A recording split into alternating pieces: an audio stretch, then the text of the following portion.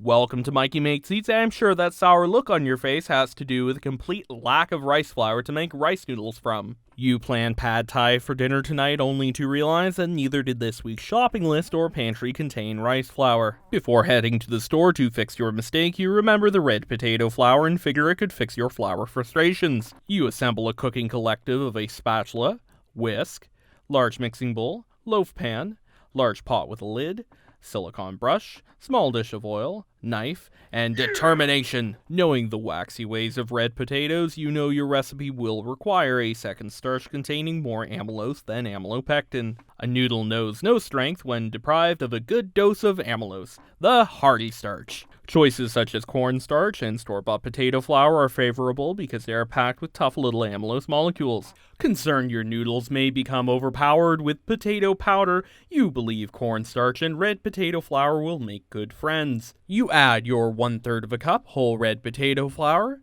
1 cup of starched corn, half of a teaspoon of salt, and whisk, knowing it wasn't foolish to exclude the water amount, for water must be added very slowly. You know that in these hot summer months of humid drudgery that the amount of water that you must add to doughs and batters of all kinds varies, and that slowly hydrated starches are happy starches. You find yourself repeatedly adding the littlest, daintiest amount of water, I do declare, mixing well after each addition to allow for the amylopectin to be free and liberated into its watery world that is the mixing bowl. You notice the batter has reached the consistency of heavy cream, choose not to whip it to stiff peaks, and consider it ready to be cooked. A large pot half full of water is deemed adequate for all of your steaming needs today, and you proceed to bring it to a boil. Mistakes may be made, and so you may choose to only see your success by skipping to the time on screen now. The second noodle implement is your loaf pan, to which you oil very generously. You prevent poor potato integration by re-whisking your starchy batter friend before pouring a precise portion of thin batter into your pan. The water is boiling and you place atop the pot the pan that you have batter and oil in. The lid goes on and you wait 6 minutes. The lid is removed and your oven mittened hand retrieves the pan from its steamy sauna,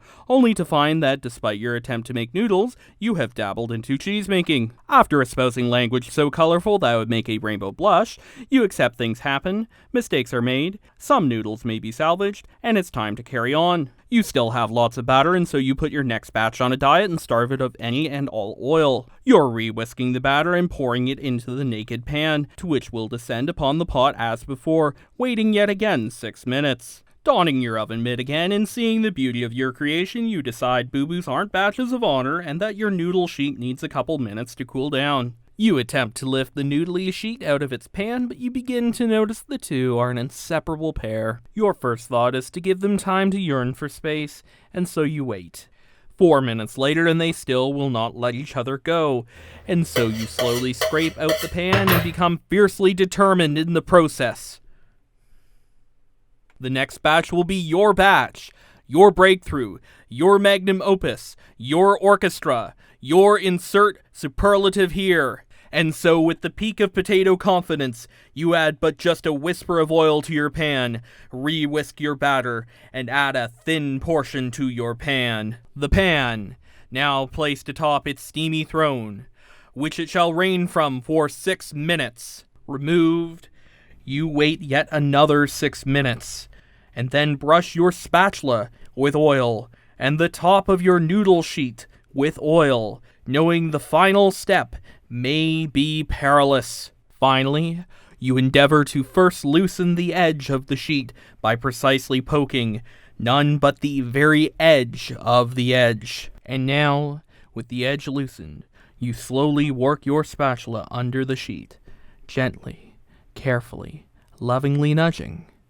It works! Tears of joy stream down your face as you move the sheet to a cutting board to cut it into even strips. Knowing the secrets of success, you cook the remaining noodles off and have just enough for spud thai. Conveniently, you have everything prepared, and once you're ready to add your noodles, they go into the wok as if nothing is peculiar about them amongst the infusion of Thai flavors. You feel accomplished. You finish your cooking and taste your creation, vowing never to make rice noodles again, for you have found a better noodle. Be glad you made these eats.